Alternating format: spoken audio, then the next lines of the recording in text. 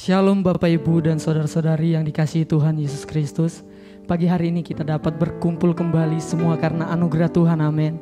Saya percaya setiap dari kita pasti rindu untuk menyembah Tuhan.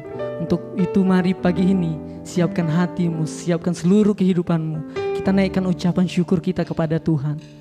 Sebab Dia Yesus Kristus Tuhan yang menjadi juru selamat dalam hidup kita. Terima kasih Tuhan.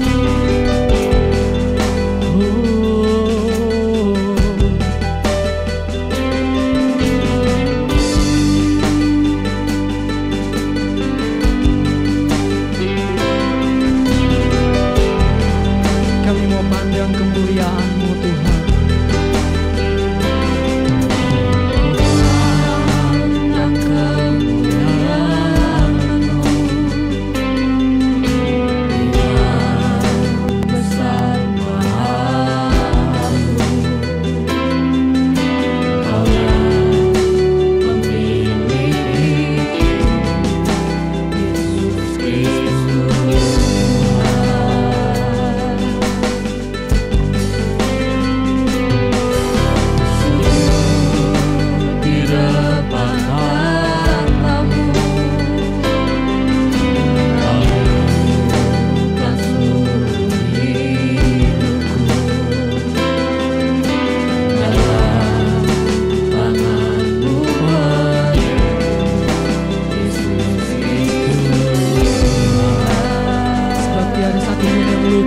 Karya kasih-Mu ya Tuhan. Tiada satu pun yang luput dari karya kasih-Mu yang mulia. Bagi-Mu segala pujian, hormat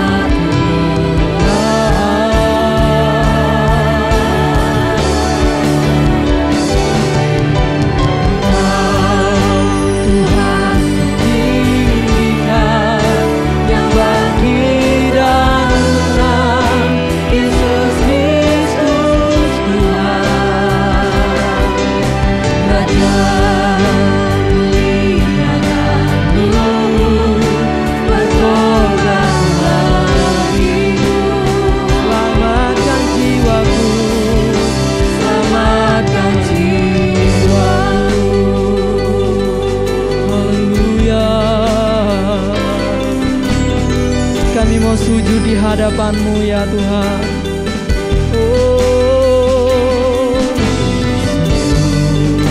Di depan tahta-Mu, amin. Lakukan seluruh hidupku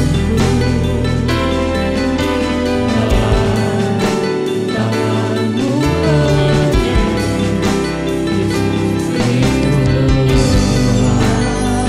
Tiada satu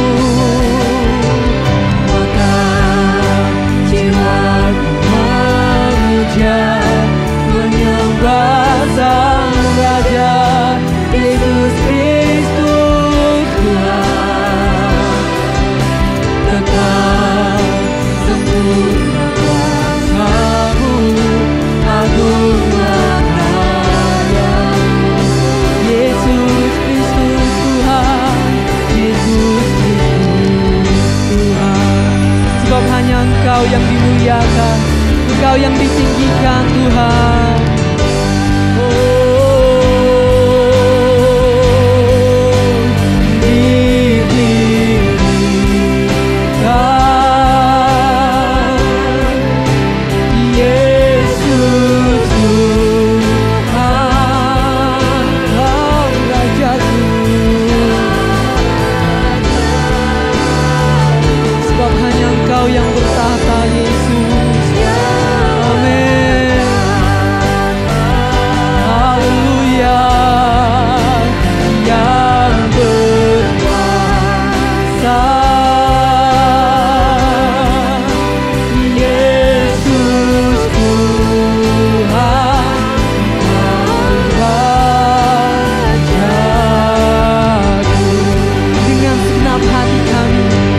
Nyatakan Tuhan dimuliakan,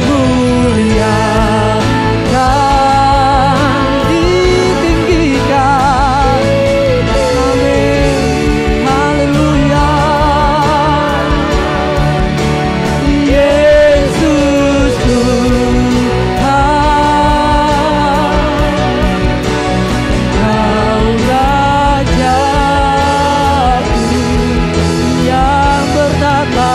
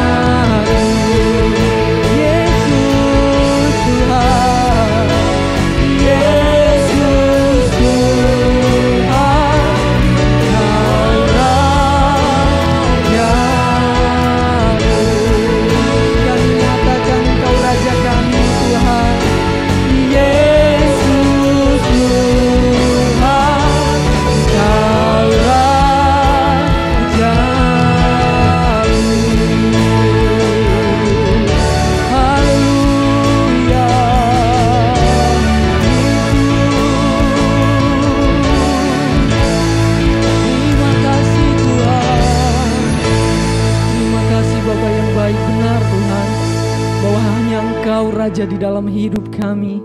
Engkau yang bertahta, Engkau yang berkuasa atas hidup kami Tuhan. Pagi hari ini kami mau lebih lagi Tuhan untuk menyembah-Mu. Kami mau lebih lagi untuk meninggikan nama-Mu. Biarlah Engkau hadir dan bertata Tuhan atas ibadah kami pada pagi hari ini. Kami serahkan Tuhan ibadah kami ke dalam tangan-Mu. Biarlah Roh Kudus yang bekerja menjamah kami, mengurapi kami, bahkan menghidupi kami ya Tuhan. Terima kasih Bapa yang baik. Di dalam nama Tuhan Yesus Kristus kami berdoa. Haleluya. Amin.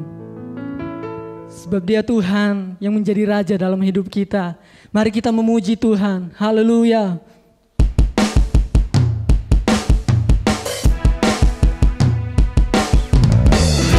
Terpujilah Engkau Tuhan. Sebab Engkau Allah yang kuat, Allah yang penuh dengan kemuliaan. Haleluya. Kami mau nyatakan bersama-sama. Terpujilah nama-Mu Tuhan. Amin. Kuat dan penuh kemuliaan. Satu suara kami nyatakan, kebesaran-Mu tetap selamanya. Terpujilah Tuhan. Terpujilah nama-Mu Tuhan. Amin. Ajaib dan penuh keagungan. Satu hati kami nyatakan, kerajaan-Mu kekal selamanya. Mari bersama-sama sorakan.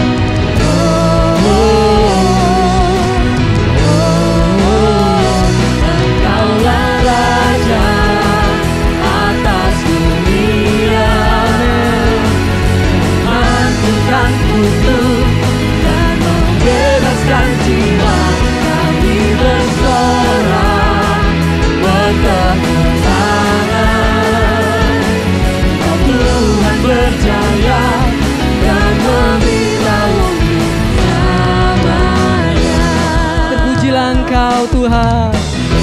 Pujilah nama-Mu Tuhan. Kuat dan penuh kemuliaan. Kuat dan penuh kemuliaan. Satu hati kami nyatakan Tuhan. Satu hati kami nyatakan. Kebaikan-Mu tetap selamanya.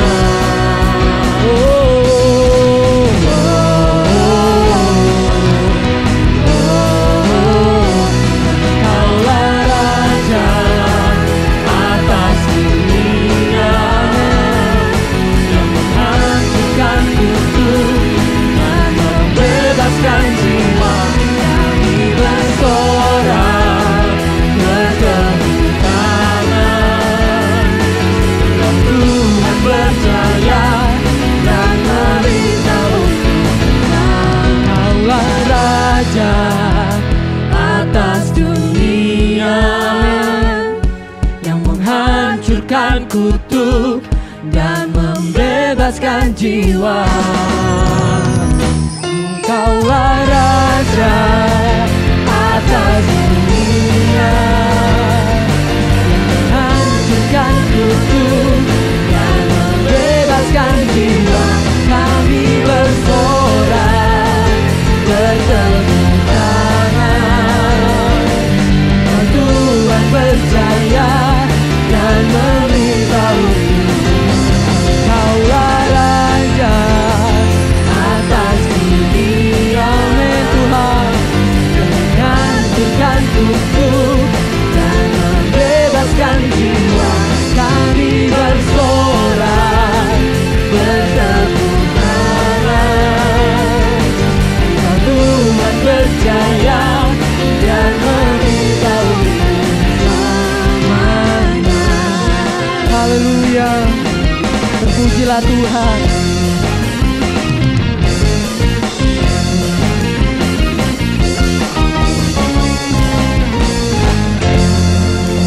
Kita sorak-sorai yang mulia untuk Tuhan kita. Sebab kita memiliki Tuhan yang benar. Dialah Yesus yang menjadi gunung batu kita, yang menjadi kota benteng kita. Haleluya.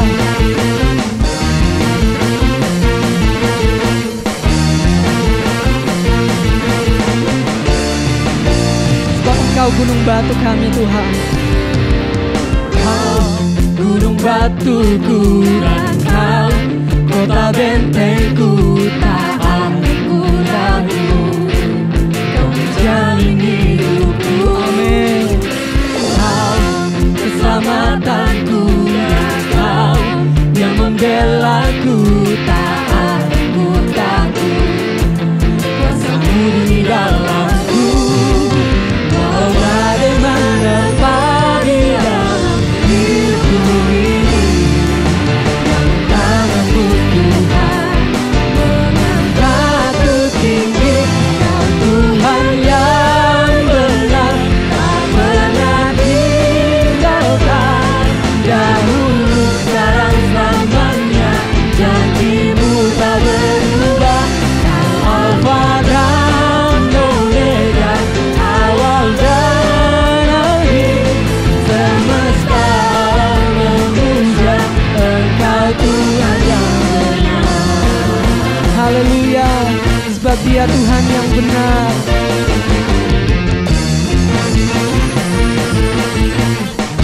Kami mau nyatakan lebih lagi kepada Engkau Tuhan. Kau gunung batuku dan Kau kota bentengku, tak aku ragu. Kau menjamin Sebab Engkau keselamatan kami. Kau keselamatanku dan Kau yang membelaku, tak aku takut. Kuasa-Mu di dalamku, walau badai menerpa di dalam hidupku. Namun tangan-Mu Tuhan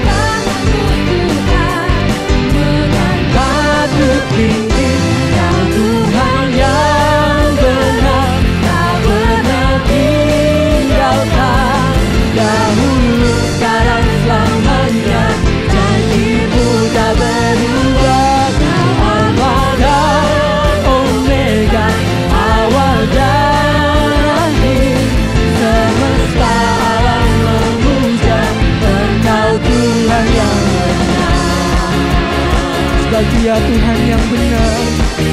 Oh,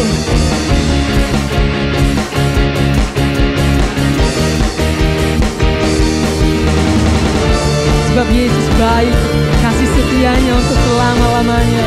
Terpujilah Engkau Tuhan. Kami mau nyatakan di hadapan-Mu, kami mau katakan, walau badai menerpa di dalam hidupku, namun tangan-Mu Tuhan mengangkatku tinggi. Tuhan yang benar, tak pernah tinggalkan, dahulu sekarang selamanya. Janji-Mu tak berubah, awal dan omega, awal dan akhir. Semesta alam memuja Engkau Tuhan yang benar. Semesta alam memuja, semesta alam memuja, semesta alam memuja Engkau Tuhan yang benar. Amin. Sebab Dia Tuhan yang benar. Terpujilah Tuhan.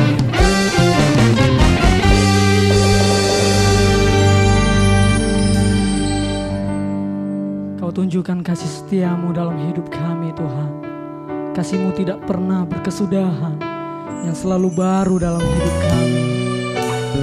Haleluya Tuhan, sebab Engkau Bapa yang setia.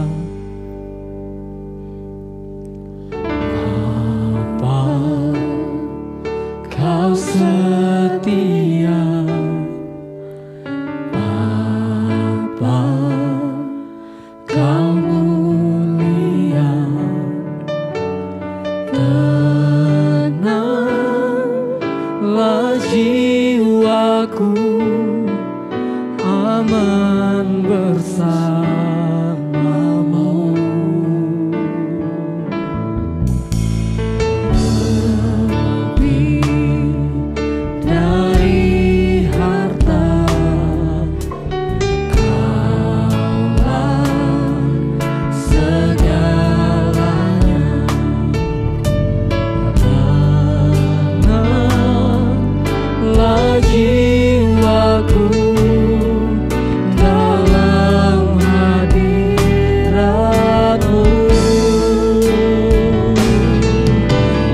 Tunjukkan kasih setiamu,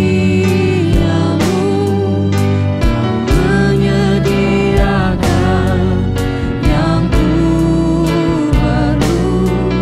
Kau setia, Kau mulia, dulu sekarang dan selamanya. Tunjukkan kasih setiamu, Kau menyediakan yang ku perlu. Kau setia, Kau mulia, Bapa Kau setia. Sebab Engkau lebih dari harta ya Tuhan, Engkau lebih dari segalanya.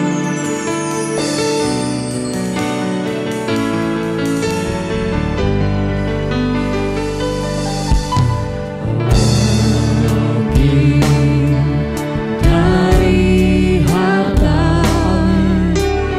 Kaulah segalanya.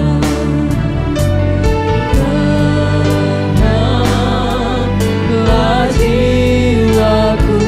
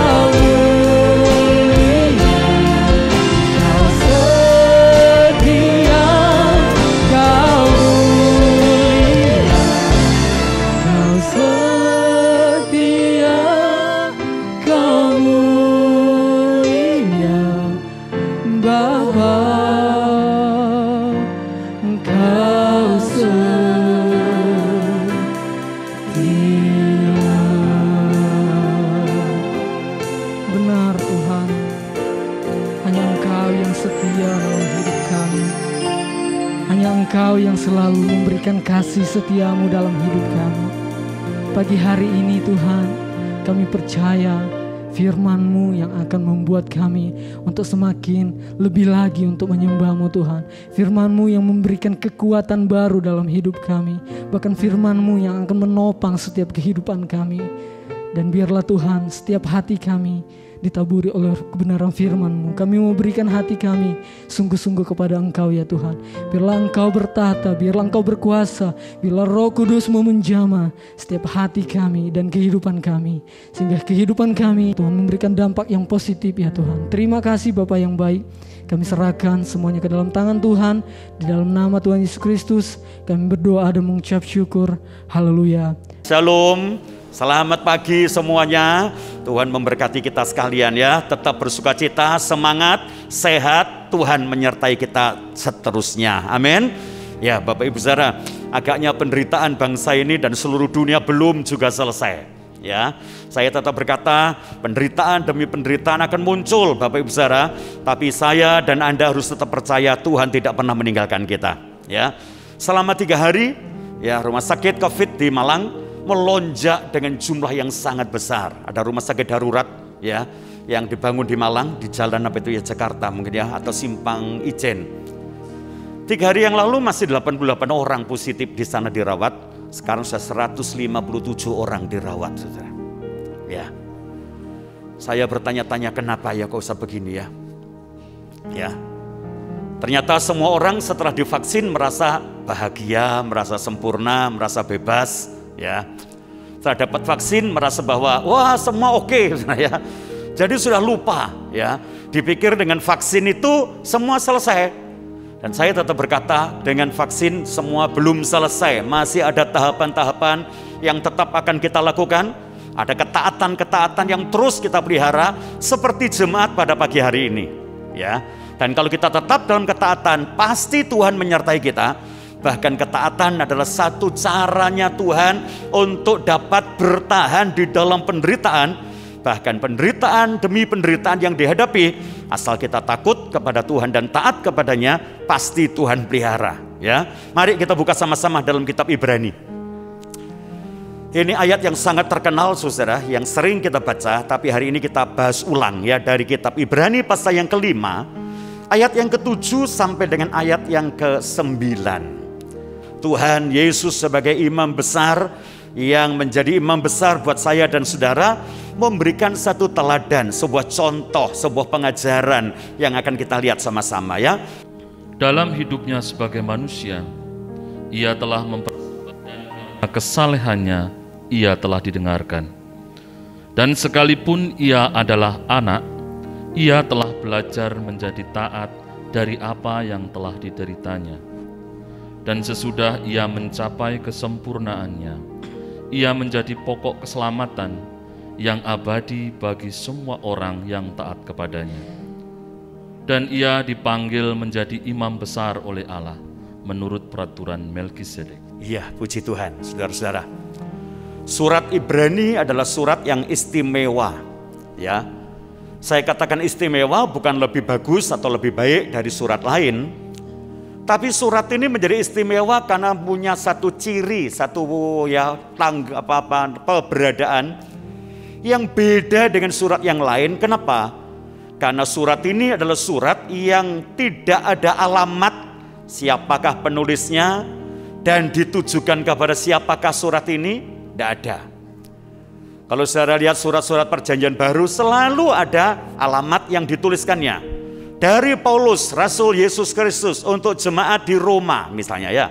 Dari Paulus ya, Rasul Yesus Kristus untuk jemaat di Filipi. Dari Paulus kepada Timotius, dari Petrus untuk orang-orang yang ada dalam perantauan dan sebagainya.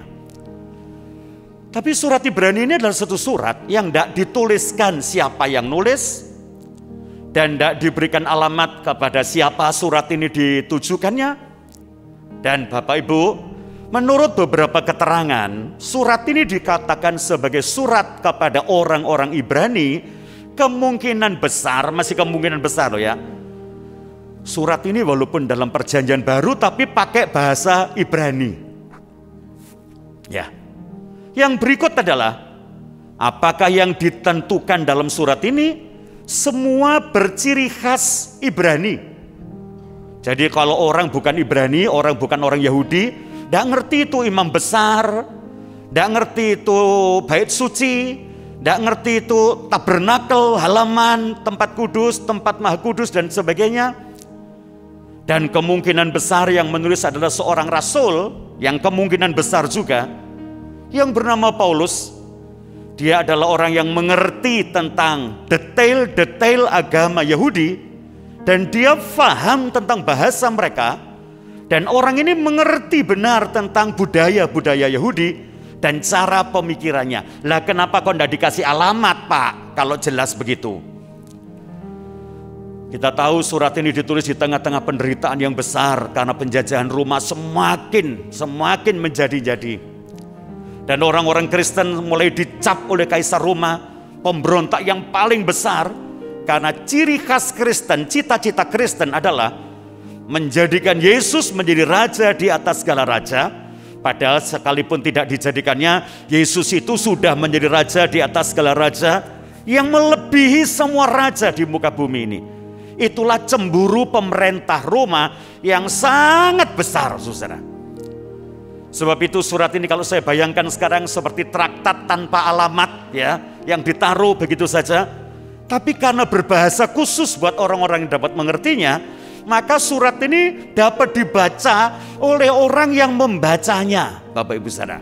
Lah, di tengah-tengah penderitaan yang amat besar, Paulus mengangkat, atau penulis surat Ibrani lebih tepat saya berkata, mengangkat satu contoh, satu teladan yang diberikan oleh Yesus Kristus untuk menghadapi sebuah penderitaan. Saya tetap berkata kepada saudara, hari-hari ini saudara, rasanya kita belum bisa bertanya sampai kapan pandemi selesai. Ya, kita belum pernah dapat memperkirakan kapan ekonomi pulih. Ya, karena dari satu varian kepada varian, dari virus yang satu kepada yang lain, agaknya dunia ini terus digoncang. Tapi saya percaya lewat dunia yang tergoncangkan, supaya nyata bahwa anak-anak Tuhan, anak-anak Allah, orang-orang Kristen tidak tergoncangkan oleh penderitaan ini, tapi kita tetap kuat di dalam Tuhan sampai kita menyongsong Dia datang yang kedua kalinya. Yang percaya katakan tepuk tangan dulu yang meriah buat Tuhan, ya. Kita harus menghadapinya, mau tidak mau saudara dan saya harus menghadapinya. Dunia ini berubah. Zaman ini berubah, masa-masa ini berubah. Satu yang tidak berubah, Tuhan Yesus tidak berubah. Amin. Dia berikan contoh kepada kita menghadapi kesulitan. Ya, surat ini berkata, ayat 7 tolong. Dalam hidupnya sebagai manusia. Dalam hidupnya sebagai manusia. Penulis Ibrani ingin menjelaskan, ini Tuhan tidak dipaparkan sebagai Tuhan, Yesus tidak dipaparkan sebagai Allah, tapi Yesus ini manusia. Dan sebagai manusia, dengan harapan saya yang membaca, saudara yang mendengar, Anda tidak berkata, lah itu kan Yesus Pak, saya akan beda. Dengan kata ini supaya saya dan saudara dapat menerima sebuah pengajaran. Ini Yesus sebagai manusia yang sama dengan saya, sama dengan saudara.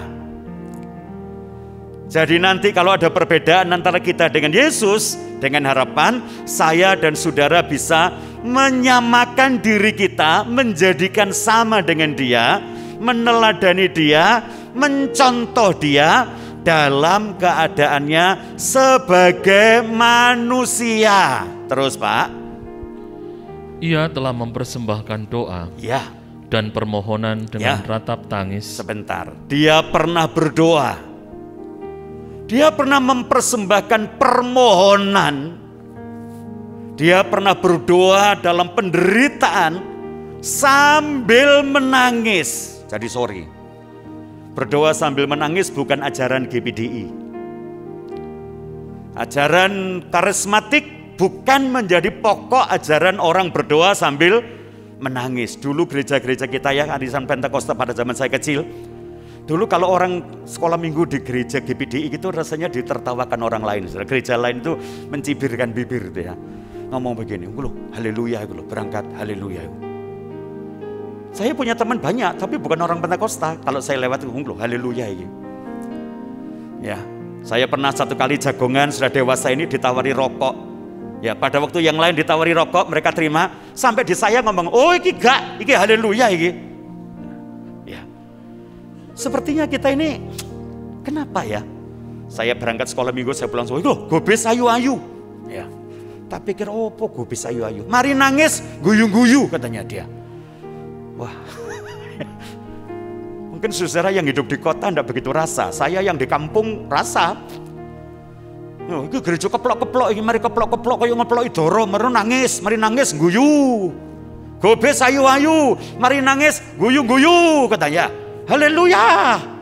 Ya, berdoa sambil menangis bukan doktrin Pentakosta, tapi berdoa sambil menangis adalah sebuah cara, sebuah keadaan, satu percontohan teladan yang diteladankan oleh Yesus Kristus sendiri. Dia berdoa sambil menangis. Ya, karena sebuah penderitaan, karena menghadapi sebuah kenyataan hidup yang dia sendiri mungkin tidak kuat, yang dia sendiri mungkin tidak tahan untuk menghadapinya. Dia dalam penderitaan yang besar, dan ini mengingatkan saya dan Anda, bahagia kita sekalipun kita dalam penderitaan, percayalah Yesus pernah menderita kayak kita. Bahkan penderitaannya jauh lebih berat dari kita. Sampai waktu dia berdoa sambil menangis, meratap, ya, berseru. Terus Pak. Dan keluhan kepada dia. Dan satu keluhan diucapkannya kepada Bapaknya yang di surga. Dia mengeluh. Saudara tahu keluhan toh? Sambatan. Ya, sambatan. Saya pernah cerita kepada Anda, pembantu saya divaksin, ditanya dokter, ada keluhan apa Bu? Dia berkata, boten gak ada keluhan kulo. Ya, ndak punya keluhan. Belas ndak ada keluhan. Ndak, malah cerita, saya ini ikut pendeta yang saya ikuti ndak punya hewan apa-apa, ndak punya wedhus, ya ndak punya sapi, makanya ndak punya keluhan. Dokter bingung, loh keluhan apa iki? Loh keluhan sapi napa Bu? Loh lek mboten enten kewan, lek mboten enten keluhan nih katanya. Karena apa? Keluhan itu dalam bahasa Jawa tali yang dihubungkan di mulut atau di hidung dari hewan supaya hewan itu ditarik, itu namanya keluh. Tapi keluhan ini bukan bahasa Jawa loh ya, keluhan ini diterjemahkan Indonesia, ini sebuah sambatan, tekanan, depresi, satu beban yang berat. Saya bisa bayangkan dalam pembenaan saya ini ya, dalam pikiran saya, waktu Yesus berdoa, dia punya beban berat dalam sebuah keluhan, sambatan, ya, disampaikannya kepada Bapaknya yang di sorga, yang dia yakini dia itu dapat menolongnya. Tolong lanjutkan dikit. Yang sanggup menyelamatkannya dari maut. Ya. Dan karena kesalehannya ia telah didengarkan. Ya. Dia berdoa kepada Bapa di surga. Bapaknya, dia tahu Bapa itu sanggup menolongnya. Bapa itu sanggup menolong dia dari maut. Berarti yang dihadapi Yesus saat itu, dia lagi berhadapan dengan maut, dengan kematian. Dan saya katakan jemaat GPD Elohim, tidak ada masalah lebih besar dari kematian. Ini Yesus Kristus menghadapi maut. Dia berdoa kepada Bapa di surga. Dia yakin Bapaknya sanggup untuk menolongnya. Berdoa sambil menangis, penuh dengan iman, dia meratap dengan percaya. Tapi Alkitab berkata, yang membuat doanya dia dikabulkan oleh Tuhan adalah karena kesalehannya. Karena kesalehannya, Dia didengar. Ulangi lagi ayat 7, lengkap ayat 7. Dalam hidupnya sebagai manusia, Ya, dalam hidupnya sebagai manusia. ia telah mempersembahkan doa Ya, dan permohonan dengan ratap tangis dan keluhan kepada Dia ya. yang sanggup menyelamatkannya dari maut, dan karena kesalehannya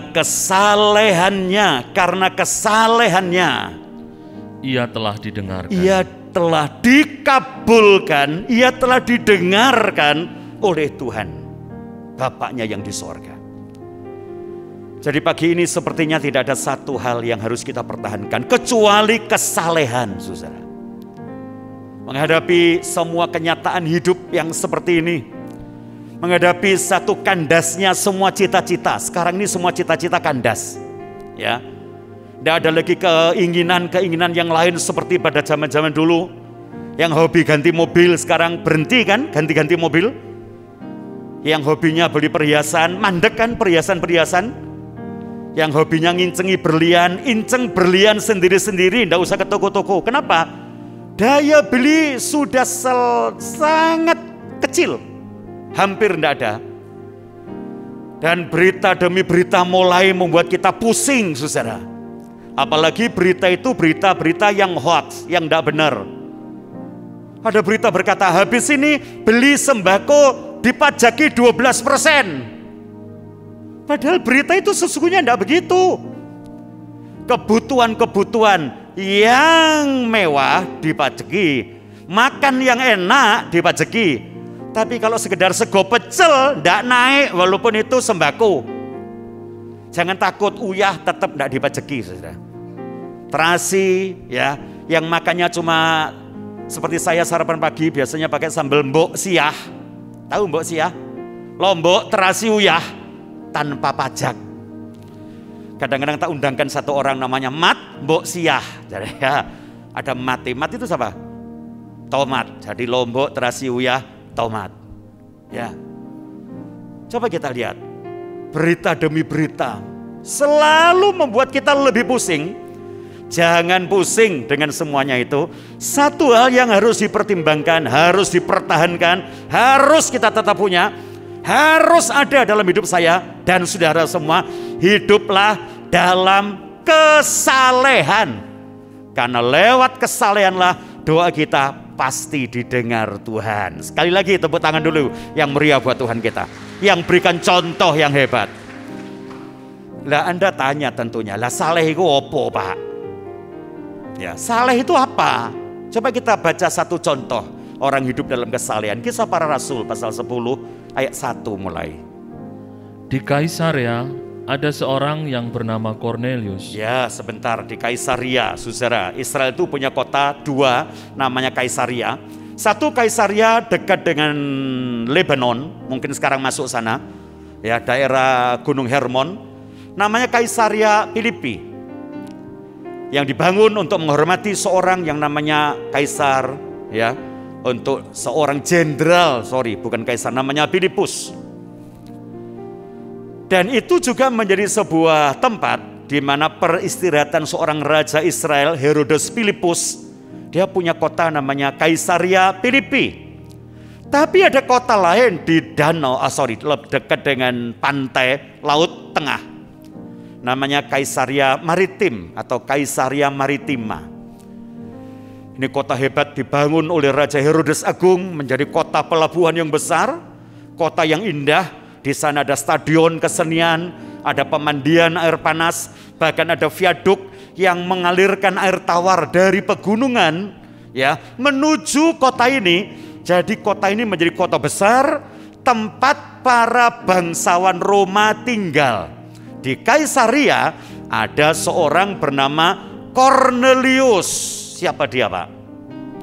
Seorang perwira pasukan yang disebut pasukan Italia. Dia adalah orang Roma, dia perwira dari Italia, dia pemimpin atas 100 prajurit Italia.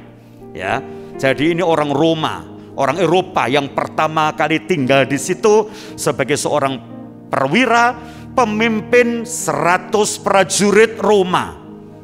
Dia orang berpangkat tinggal di situ, terus ia saleh. Wah, dia saleh. Ini orang non-Yahudi. Sepertinya dia memeluk agama Yahudi, dia percaya kepada Tuhannya orang Yahudi, dia disebut orang perslit, orang saleh, pengikut agama Yahudi tapi bukan orang Yahudi. Ini kasihan. Dia adalah orang mengerti agama Yahudi, penganut agama Yahudi, tapi dia bukan orang Yahudi.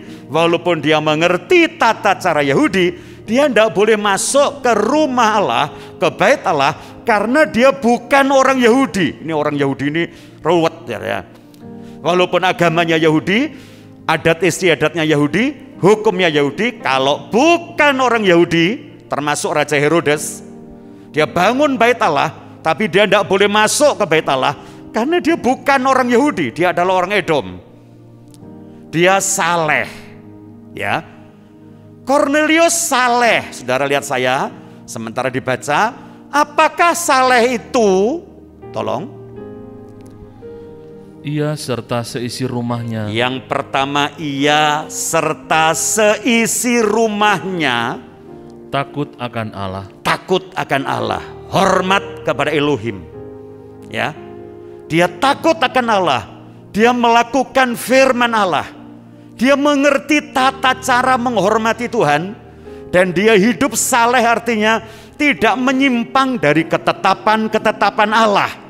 Yang pertama, orang saleh itu takut akan Allah. Yang kedua, dan ia memberi banyak sedekah. Oh, dia memberi banyak sedekah. Lihat saya, saleh itu memberi banyak sedekah. Kalau takut akan Allah, itu satu iman percaya. Kalau memberi sedekah, itu sebuah perbuatan. Jadi orang saleh itu punya iman, dia juga punya perbuatan. Jadi kalau orang cuma punya iman tapi tidak punya perbuatan, kata Yakobus, adalah mati. Bagaimana engkau dapat menunjukkan imanmu? Engkau menunjukkan iman mesti dengan satu perbuatan. Memberi kepada sesama. Saya jadi ingat ya keluarga besar Daniel. Ya, selalu yang diingat Oma Rose Daniel, nyanyiannya adalah memberi sedekah. Ya, jangan buang waktu sia-sia. Tolong pada yang menderita. Ya, itu nyanyian yang sangat terkenal pada zaman itu mungkin ya. Mungkin oleh Oma diajarkan kepada jemaat Batu yang didirikannya waktu itu. Janganlah buang waktumu sia-sia, tolong pada yang menderita. Biar hidupmu jadi berkat buat dunia, namamu tertulis dalam surga. Memberi sedekah. Orang saleh itu takut akan Allah, memberi sedekah terus Pak. Kepada umat Yahudi. Kepada umat Yahudi. Dan senantiasa berdoa kepada dan Allah. Senantiasa berdoa kepada Allah. Perhatikan ini. Pakai tangan semuanya. Yang pertama, takut akan Allah. Katakan 1, 2, 3. Yang kedua, memberi sedekah. Yuk 2, 3. Yang ketiga, berdoa senantiasa. Yuk bareng saya, 1, 2, 3. Takut akan Allah, memberi sedekah, dan berdoa Sekali lagi jemaat, 1, 2, 3 supaya ingat. Takut akan Allah, memberi sedekah, dan berdoa Ini yang harus kita lakukan menghadapi masalah dan kesulitan. Yesus memberikan teladan hidup dalam kesalehan. Saleh itu takut akan Allah, memberi sedekah, dan berdoa senantiasa. Hari ini sangat-sangat bagus kalau Anda pertama dalam semua masa pandemi kita tetap takut akan Allah. Kenapa? Mati, hidup, sehat, tidak, itu di tangan Allah. Yang percaya katakan. Yang percaya katakan. Tidak ada penolong yang hebat kecuali Dia. Saya tetap berkata, semuanya berasal dari Allah. Tidak ada satupun yang dapat dibanggakan, termasuk olahraga. Sorry. Kenapa? Alkitab berkata, latihan badani sedikit gunanya. Saudara jangan salah paham. Kayak gitu tidak ada guna Pak olahraga. Sangat berguna. Olahraga itu berguna, tapi bukan andalan. Saya selalu olahraga. Anda tidak bisa hidup tanpa olahraga hari-hari ini. Olahraga. Badani, latihan badani termasuk puasa, yoga, Sebentar. Puasa yang mana Pak? Puasa untuk detok. Sekarang ini musim, tidak mangan opo-opo 3 hari, detok. Cuma minum air putih, detok, detok. Berguna? Berguna, tapi kecil. Latihan badani sedikit gunanya, tetapi takut akan Allah, beribadah itu sangat besar. Kenapa? Karena takut akan Allah itu mengandung janji. Yang pertama untuk hidup sekarang, yang kedua untuk hidup yang akan datang. Bagaimana Pak jemaat? Haruskah kita olahraga? Harus. Lalu tidak olahraga Pak, olahraga saja bisa kena COVID, apalagi saya tidak olahraga. Tapi sekali lagi jangan itu jadi sandaran. Halo, amin. Takut akan Allah masih nomor 1 dan tetap nomor 1. Alangkah bahagianya kalau orang-orang yang cinta olahraga, selalu olahraga, juga tetap takut akan Allah. Nah ini dua-duanya. Ya, saya ada jemaat pulang dari Cina, lulus sekolah, anaknya ngomong gini, Om, nggak usah Yesus-Yesusan. Hah? Lu ini lupa waktu lu berangkat China, gua sing doa lu. Lu sembayang lu berangkat Cina, tapi tak lihat-lihat di Cina ini orang nggak kenal Tuhan Yesus, ya suge-suge kok. Lihat orang di China nggak kenal Yesus, suge-suge. Kenapa? Etos kerjanya bagus, cara kerjanya hebat. Kerja bukan pakai tenaga, tapi kerja dengan kecerdasan. Tenaga sedikit, otak yang dipakai. Akeh akali timbangannya okoli. Aduh, lagi kita kerja kakean okol, ndak ada akal. Betul? Okol itu tenaga, akal itu pikiran. Nah coba saya katakan, kalau di Cina itu pakai okol, pakai akal, pakai cara, pakai kecerdasan, wes soge, apalagi lek ditambah takut akan Tuhan, jauh lebih jadi luar biasa. Amin.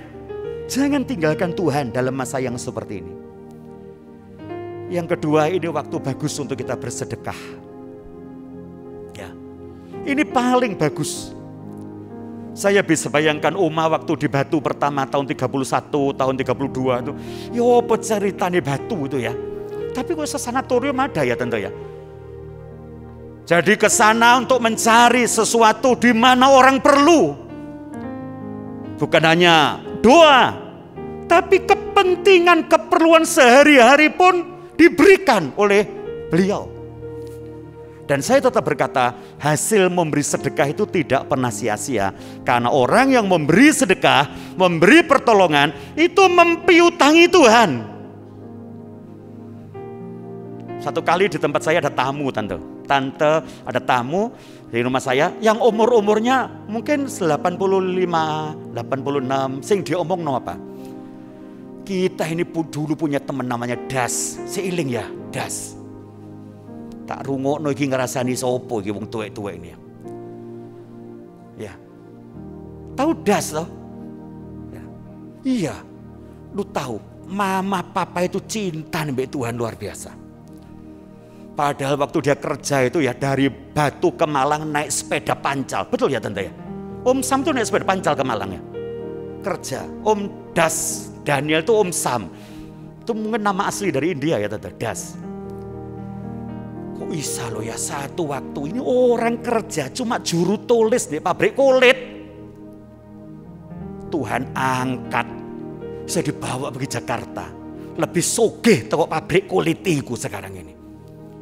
Anak-anaknya yang punya pabrik kulit itu kalah sogeh ambek Das iki. Tak rungokno meneh saya. Sampai bangun sekolah Immanuel. Ya. Dan gedung itu dipersembahkan untuk Tuhan. Mengenang papa mamahnya yang cinta Tuhan. Kita menikmati sebuah sedekah, satu uluran tangan, sebuah pertolongan kepada sesama tidak pernah kembali sia-sia. Pasti Tuhan akan memperhatikan. Yang setuju katakan. Dia memberi sedekah dan berdoa senantiasa. Lanjut Pak.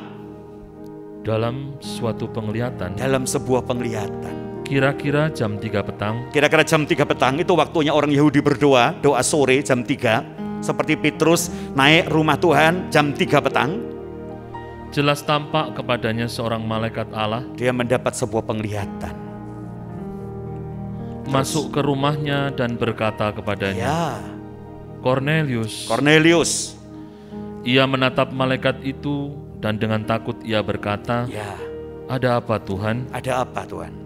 Jawab malaikat itu, Jawab malaikat itu, perhatikan jawabnya. semua doamu Semua doamu dan sedekahmu dan semua sedekahmu telah naik ke hadirat telah Allah. naik ke hadirat Allah. Doa dan sedekah naik ke hadirat Allah. Dan Allah mengingat engkau. Tepuk tangan sekali lagi yang meriah buat Tuhan kita, saudara. Tuhan pasti ingat kita. Kata mengingat sepertinya ada kata dalam perjanjian lama, Tuhan ingat kepada orang Israel, lalu orang Israel dibebaskannya dari penjajahan Mesir. Tuhan mengingat Rahel, Rahel dibukakanlah kandungannya, dia mempunyai anak yang namanya Yusuf. Dan hari ini apapun penderitaan kita, apapun kesulitan kita, yakin Allah pasti ingat kita. Allah berikan pertolongan, semua masalah kita dia selesaikan. Yang naik ke hadapannya apa? Doa dan sedekah. Nah, takut akan Allahnya mana, Pak? Takut akan Allah itu membawa kita kepada kekekalan, tapi doa dan sedekah itu membawa kita dalam sekarang ini loh, saudara. Ayo jemaat, jadilah orang yang berdampak untuk lingkungan kita. Jadilah orang yang gampang mendoakan dan gampang memberikan sesuatu. Ya, doa tanpa pemberian, saudara tidak akan dapat menjelmakan sebuah iman. Iman selalu terjelma dalam sebuah pemberian atau perbuatan. Hari ini sebenarnya hari panen besar untuk jemaat Tuhan. Tuaian telah siap untuk dituai. Siapakah yang menuainya? Anda tidak perlu jadi pendeta semua kok. Tapi Anda harus menjadi kesaksian bagi Kristus, wakil Tuhan dalam dunia. Supaya Anda tidak dibaca seperti orang lain, Anda akan dibaca seperti Kristus kecil yang hidup sekarang. Yaitu Kristus yang mana? Yang gampang mendoakan orang dan gampang mengulurkan tangan. Yang percaya katakan amin. Dan lewat uluran tangan dan doa inilah Anda tak pernah ditinggalkan. Bahkan doa saudara, doa saya naik ke hadapan Tuhan. Kita lihat Yesus waktu berdoa.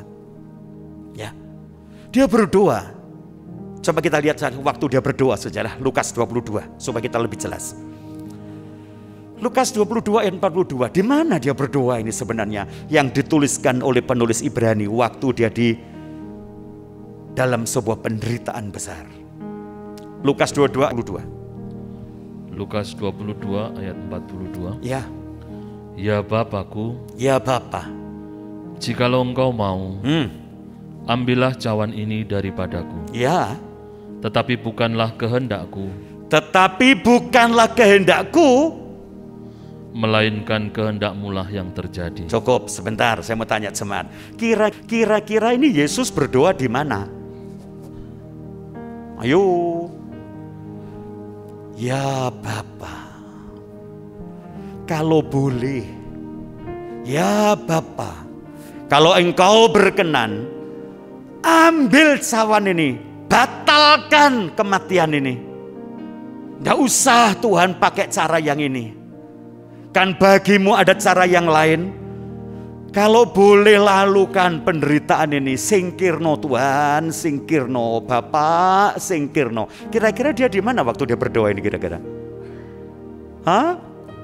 Di taman Getsemani. Ini penderitaan, beban yang paling berat sampai keringatnya buka pori-porinya, tidak cuma air yang mengalir sampai titik-titik darah. Saya bisa katakan mungkin dia sedang susahnya luar biasa. Sampai trombositnya turun. Sampai daya rekatnya darah hilang. Sampai bleeding merah-merah. bukan hanya merah-merah, keluar titik-titik darah, saking susahnya. Dia berdoa. Tapi ingatkah saudara bahwa Yesus yang berdoa ini adalah Yesus yang selalu mengulurkan tangan, di mana digerakkan hati oleh belas kasihan, selalu memberikan pertolongan. Dia hidup dalam kesalehan, lalu Allah Bapa di surga mendengar doanya. Lihat bagaimana dia didengar doanya. Lanjut Pak. Maka seorang malaikat dari langit Ya, menampakkan diri kepadanya. ini jawaban doanya Yesus kepada Bapa. Bapa mengutus seorang malaikat dari langit menunjukkan diri kepadanya. Terus Pak, untuk memberikan kekuatan kepadanya. cukup, lihat saya. Ini doa yang dikabulkan. Jadi waktu Yesus berlutut, dia berdoa, dia berpeluh, dia nangis, dia beriman, engkau sanggup menyelamatkan aku dari maut, selamatkanlah aku, lepaskan aku, jangan pakai cara ini, angkat cawan ini. Bapa di surga memberikan jawabannya, dikirimlah malaikat. Untuk apa? Untuk memberikan kekuatan. Selalu pikiran saya, dia berdoa kepada Bapa, lalu Bapa datang. Ya sudah, ndak usah ya anakku, salibnya dibatalkan ya. Papa sayang kok sama kamu ya, ndak salib-saliban wis ya. Wis pulang saja ya, pulang. Apa ngono? Selalu kalau kita berdoa dalam penderitaan, yang kita bayangkan Tuhan datang, Tuhan lulus kepala saya, wis gak apa-apa Stefanus, Papa sayang mbek kamu kok ya, ndak usah, batal. Atau tante sakit terus doa kepada Tuhan, terus Tuhan datang, sudah ndak usah takut, sudah ya, wis ndak sakit-sakitan wis ya. Yang kita harap yang begitu. Jawabannya, Tuhan datang mengutus malaikatnya untuk memberikan kekuatan. Anda susah, Anda kekurangan, Anda berdoa, saya berdoa, selalu yang kita minta instan, ketebok, duit sak kebok. Yang saya rindukan, saya berdoa, saya berlutut, saya nangis, amin. Kula nuwun Pak Stefanus, ana berkat. Tahukah Anda, itu memang jawaban. Tapi yang Yesus sampaikan contoh, dia datang lewat malaikatnya, dia memberi kekuatan. Tidak batal itu salib. Tapi lihat, di manakah sebuah jawabannya? Tadi dalam kitab Ibrani kita melihat, setelah dia disalibkan, dia mati, dikuburkan, bangkit, dia naik ke surga, dia diangkat lebih mulia dari semuanya. Tidak ada kemuliaan yang dapat melebihi dia. Kapan? Setelah selesai penderitaan. Jangan kecewa dengan Tuhan. Jangan anggap doamu tidak dikabulkan kalau engkau terus dalam penderitaan. Tuhan pasti utus malaikatnya untuk memberikan kekuatan. Di balik penderitaan pasti ada kemuliaan. Ada tepuk tangan dulu yang meriah buat Tuhan. Amin. Amin. Ini jawaban doa. Tuhan punya rencana lebih indah dari hidup kita. Yang penting taat. Kita balik lagi sedikit kepada kitab Ibrani pasal 5 ayat yang 8. Dan sekalipun ia adalah anak. Dan sekalipun ia anak. Ia telah belajar menjadi taat. Dia belajar. Saya ingin tegaskan kata belajar. Yesus tidak otomatis taat walaupun dia anak Allah. Dia belajar. Ya pakai tangan, tirukan saya. Kayak taman kanak-kanak. Yesus belajar. Yuk. Saya juga harus belajar. Lagi katakan, Yesus saja belajar. Katakan, kamu juga harus belajar. Katakan kepada depan. Amin. Belajar apa Pak? Dia belajar taat. Lanjut. Dari apa yang telah dideritanya. Dari apa yang dideritanya. Jelas yang diceritakan ini pasti Getsemani. Jelas dia belajar dari apa yang harus dideritanya, terus dan sesudah ia mencapai kesempurnaannya. Iya, sesudah selesai penderitaannya, mencapai kesempurnaannya, ia menjadi pokok keselamatan. Ia menjadi pusat, ia menjadi pokok keselamatan yang abadi, yang selama-lamanya bagi semua orang yang taat kepadanya. Cukup, yang taat kepadanya. Hari ini cuma perlu satu saja, kesalehan. Yang kedua, taat. Ya, taat. Taat kepada Tuhan, termasuk pemerintah, karena pemerintah wakil Tuhan. Lakukan semua protokol kesehatan. Jangan kayak orang-orang yang tidak mengerti Tuhan berkata, wis vaksin kok aku. Lebih baik Anda terus taat. Karena pemerintah itu wakil Tuhan dan tidak ada pemerintah yang tidak berasal dari Allah. Yang setuju katakan. Gereja ini menjadi sehat. Kenapa? Dari depan sudah ada protokol kesehatan. Jangan beralasan, tadi di rumah wis cuci tangan kok. Mosok gereja cuci tangan mana? Tipis sih kok. Tangan Anda tidak jadi tipis karena cuci tangan. Halo? Hargai gereja kita yang menyediakan air, itu bayar loh saudara. Hargai sabun, tuku atau sabunnya Pak? Tuku. Hargai tisu, itu beli loh. Kita pakai.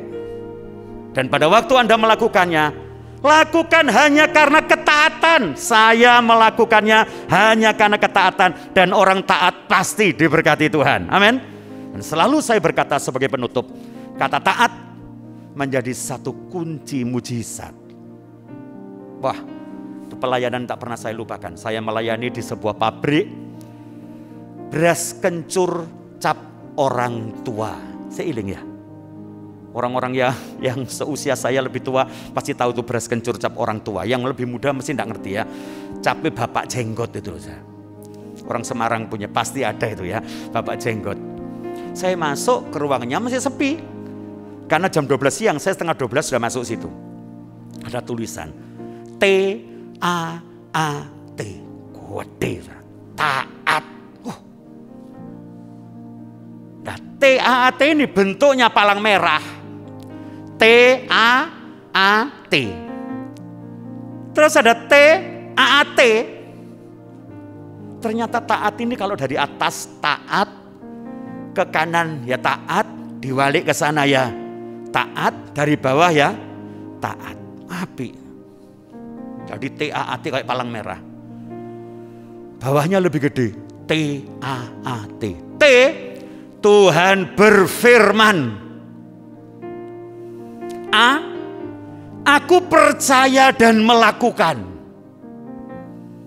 A bawahnya, aku melakukan yang aku bisa. T bawahnya, Tuhan melakukan yang aku tidak bisa. Wah, itu loh hebatnya taat. Hari ini saya tetap berkata, salam sehat, tetap semangat, taat, berdoa, berikan sedekah, dan kesalian kita pasti jamin kita sekarang sampai selama-lamanya. Yuk kita tundukkan kepala kita. Kita buka kedua tangan kita di hadapannya. Tuhan tolong kami. Haleluya, haleluya. Roh Kudus tolong kami. Roh Kudus tolong kami. Roh Kudus datanglah. Roh Kudus urapilah. Kita menyanyi, urapilah kami dengan kuasa. Supaya kami dapat meneladani Engkau. Urapilah kami.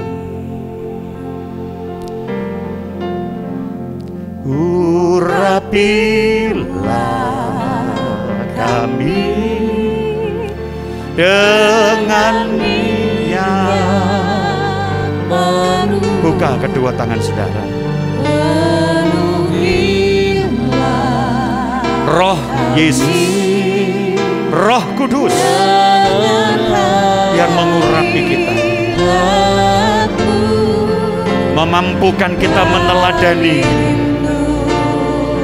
supaya lewat kesalehan dan ketaatan kita lewati masa kritis, kita melewati masa-masa sulit, dan kita akan menjadi orang yang merdeka dan dimuliakan. Lagi katakan dengan sungguh-sungguh, sama-sama kita mohon, urapilah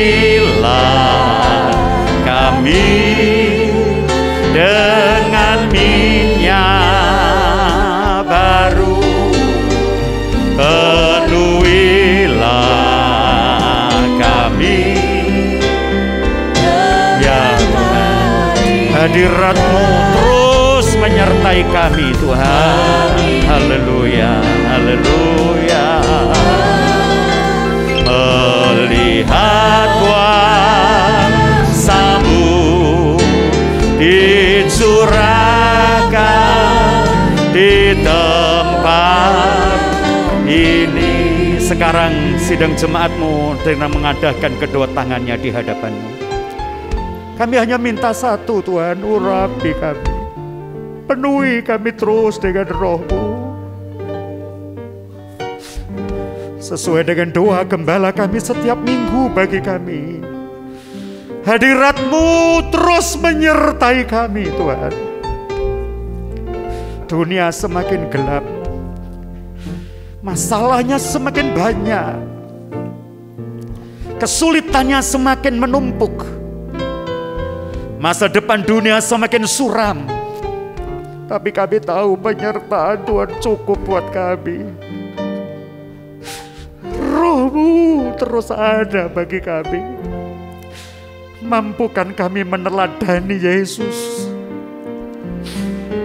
Kami tetap hidup dalam kesalehan. Mampukan kami mengulurkan tangan sekalipun kami dalam kesusahan. Bahwa kami dalam hidup doa yang tidak pernah putus di depan. Ajari kami untuk mengerti jawaban Tuhan. Karena kami percaya di dalam kesulitan bukan hanya pertolongan yang Tuhan sediakan. Karena pertolongan, berkat, mujizat pasti akan datang pada waktunya. Tapi yang kami perlu Tuhan, Engkau sumber kekuatan kami.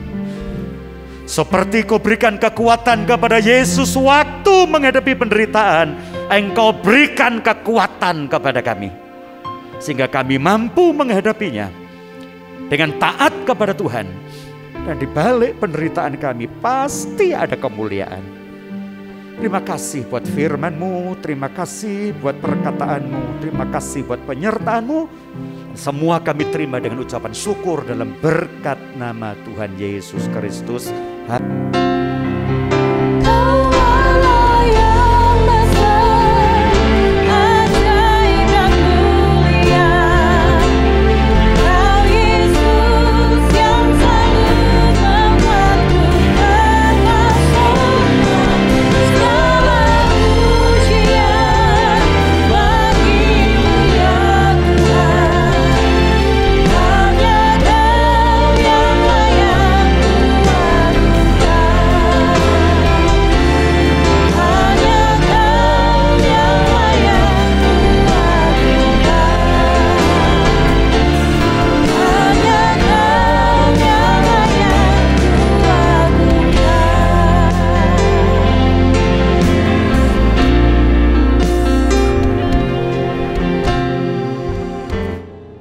Ya Tuhan, hadirat-Mu tetap menyertai mereka untuk memberkati setiap rumah tangga mereka, seluruh anggota keluarga mereka. Berkatilah usaha dan mata pencaharian umat-Mu. Berkatilah roti dan air mereka. Berkatilah umat-Mu ini dengan kekuatan dan kesehatan. Sesungguhnya Engkau sangat mengasihi umat-Mu. Seluruh umat-Mu ini ada di dalam telapak tangan-Mu. dan tak seorang pun dapat merampas mereka, domba-dombamu ini dari dalam tanganmu.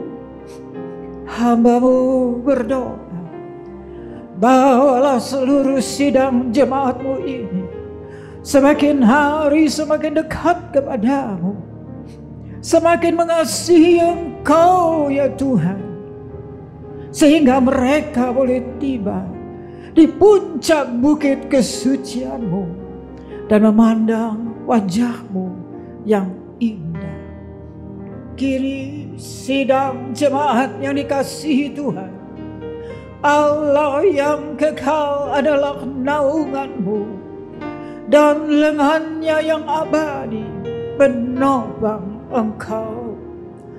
Tuhan memberkati Engkau dan melindungi Engkau.